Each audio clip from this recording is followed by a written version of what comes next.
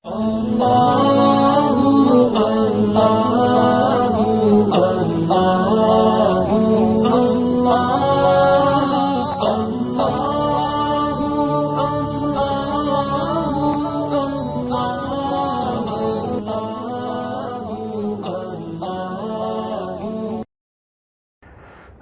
علیکم ورحمۃ اللہ وبرکاتہ.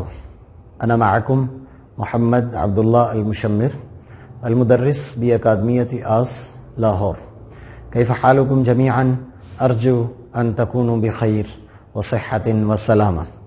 میں امید کرتا ہوں کہ آپ سب خیر و عافیت سے ہوں گے اور آپ کی عربی کی مشقیں اور عربی کے حوالے سے سلسلہ چل رہا ہوگا اور آپ کی تیاری چل رہی ہوگی.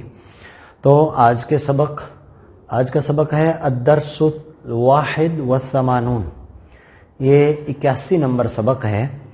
اس سبق میں بھی حول الطعام یہ بھی سبق جو ہے وہ طعام سے متعلقہ ہے. اس سے پیچھے 80 نمبر سبق بھی میں نے اسی کھانے سے متعلقہ اور گھر میں جو عام طور پر کھانے سے متعلق جملے ہوتے ہیں ان کے حوالے سے پڑھایا تھا. تو یہ اس کا پارٹ 2 کہہ لیجئے یا جزء ثانی کہہ لیجئے. وہ آج کا سبق بھی اسی موضوع سے متعلق ہوگا. تو آئیے سب سے پہلی عبارت کی طرف. سب سے پہلی عبارت ہے انثر قلیلا من الملح. ملح بھی آپ مفردات میں پڑھ چکے ہیں. میں نے آپ سے ذکر کیا تھا پچھلے سبق میں کہ اس سبق کو پڑھنے سے پہلے 8 نمبر سبق جو ہے اسے ریوائز کریں اور اسے دیکھیں. 8 نمبر سبق میں اس حوالے سے ذکر کر چکا ہوں. انثر کا مطلب ہوتا ہے دراصل چھڑکنا، یا یوں سمجھے کہ جیسے ہم کہتے ہیں تھوڑا نمک ڈال دیں.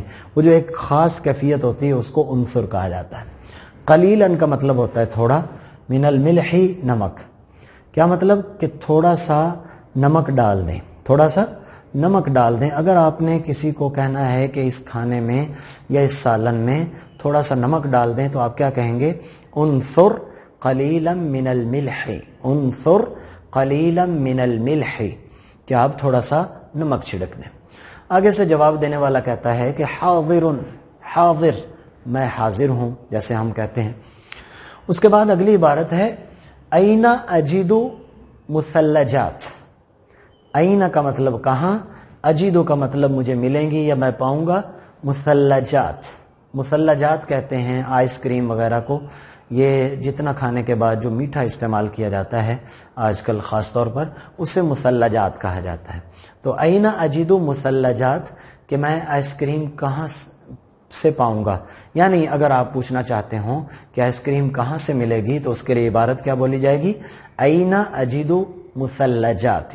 این اجد مثلجات. تو وہ آگے سے جواب دینے والا جواب دیتا ہے تجدھا. ہا ضمیر لوٹ رہی مثلجات کی طرف کہ آپ پائیں گے ہاں اس آئس کریم وغیرہ کو فی السوق. آپ کو معلوم ہے کہ سوق بازار کو کہتے ہیں. تو تجدھا فی السوق. این اجد مثلجات، کہ کہاں مجھے مثلجات ملیں گی، تو جواباً کہا گیا کہ تجدھا فی السوق، کہ بازار میں آپ کو ملیں گی. اس سے اگلی عبارت ہے، یہ تو آپ کو بہت آسان ہے. ھذا الماء. ھذا کا مطلب یہ ماء کہتے ہیں پانی کو. اور بارد جدن. بارد معنی ٹھنڈا، جدن معنی بہت زیادہ. تو یہ پانی بہت زیادہ ٹھنڈا ہے. اگر آپ نے ایک پانی آپ کے سامنے آیا، بوتل وہ تھی اور بہت ٹھنڈا تھا، تو آپ کہہ سکتے ہیں ھذا الماء بارد جدن، کہ یہ والا پانی جو ہے یہ بہت ٹھنڈا ہے. تو بولیے ھذا الماء بارد جدن، کہ یہ پانی بہت ٹھنڈا ہے. وَھذا الماء ساخن. ساخن کہتے ہیں گرم کو، اور ھذا الماء بالکل وہی لفظ ہے کہ یہ والا پانی جو ہے یہ ساخن معنی گرم ہے. یہ اصل میں لفظ ماءن ہے جس کا مطلب ہوتا ہے پانی. اللہ تعالیٰ نے قرآن پاک میں بار بار اس کا استعمال کیا. انزل من السماء ماء. تو آج عام طور پر پچھلے سبق میں نے کچھ فصیح اور عامی عربی کے حوالے سے ذکر کیا تھا. تو عام طور پر آج کل جو باہر کے ممالک ہیں، جو عربی ممالک ہیں، وہ اس کو ماں سے آہستہ آہستہ بدلتے مویا کہنا شروع ہو گئے. اور جو وہاں سے کچھ لوگ ہمارے ساتھی سیکھ کر آتے ہیں تو وہ بھی کہتے ہیں کہ مویا دے دو. حالانکہ یہ لفظ جو ہے نا ماؤن ہے. اس لیے میں نے آپ سے پچھلے سبق میں بھی عرض کیا تھا کہ ہمیں کوشش کرنی چاہیے ہم فصیح عربی کی طرف آ جائیں. فصیح عربی اور جو اصل زبان ہے وہ فصیح ہے. البتہ ضرورت کے تحت ہم عامی استعمال کر سکتے ہیں، تو اس کا بھی خیال رکھیں. اسقنی ماء باردن. اس سے اگلی عبارت ہے اسقنی. اسقنی پلا دیجئے مجھے، ماءن پانی، باردن ٹھنڈا، تو مجھے ٹھنڈا پانی پلا دیجئے، اس کے لیے کیا بولیں گے؟ اسقنی ماءن باردن۔ خاص طور پر آج کل گرمیاں ہیں تو بندہ باہر سے آتا ہے یا کہیں سے بھی یا کھانے کے اوقات میں، تو وہ کہنا چاہتا ہوں مجھے ٹھنڈا پانی پلا دیں، تو کیا کہے گا؟ اسقنی ماءن باردن، اسقنی ماءن باردن۔ وہ کہتا ہے طیب، طیب کا مطلب ہے ٹھیک ہے، جو آپ نے بات کی یا سوال کیا اس بتاتا ہوں۔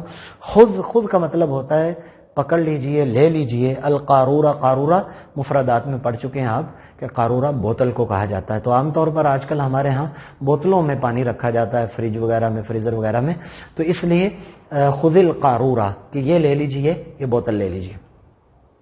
آج کے سبق کی آخری عبارت ہے اترید شیئن، اترید شیئن۔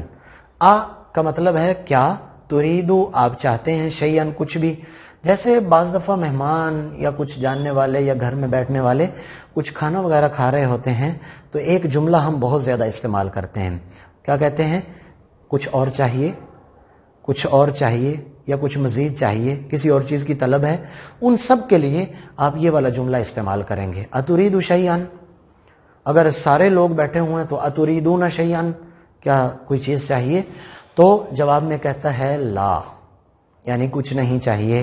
ساتھ ہی چونکہ کھانا تقریباً کھا چکا ہے یا دسترخوان پر وہ بیٹھ کر اپنے کھانے اور اللہ تعالیٰ کی نعمت کو استعمال کر چکا ہے، تو ساتھ ہی وبارک اللہ فیک، وبارک اللہ فیک، کہ کہہ رہا ہے مجھے کسی اور چیز کی ضرورت نہیں، اور ساتھ ہی اس کو دعا دے دی کہ اللہ تعالیٰ آپ کے کام میں، آپ کے کھانے میں برکت دے۔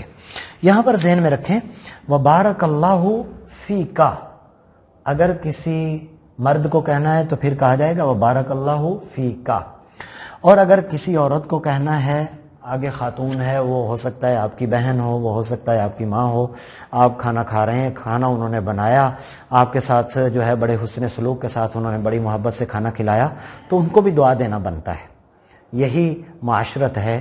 تو اگر وہ بیوی ہے اس کو، یا بیٹی ہے اس کو، ماں ہے اس کو، تو تھوڑا سا جملے کو چینج کر دیں گے ہم، وبارک اللہ فیکی، وبارک اللہ فیکی، کہ مجھے اور کوئی چیز نہیں چاہیے، اللہ تعالیٰ تمہارے اس مال میں یا تمہارے اندر تم میں برکت نصیب فرمائے۔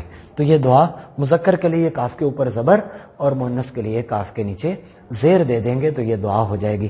ویسے بھی عام طور پر ہمیں چلتے پھرتے جب کوئی ملتا ہے اسے دعا ہی دینی چاہیے، بارک اللہ فی علمک، اللہ آپ کے علم میں برکت دے، بارک اللہ فی اولادک، اللہ آپ کے اولاد میں برکت دے، بارک اللہ فی رزقک، اللہ تعالیٰ آپ کے رزق میں برکت دے۔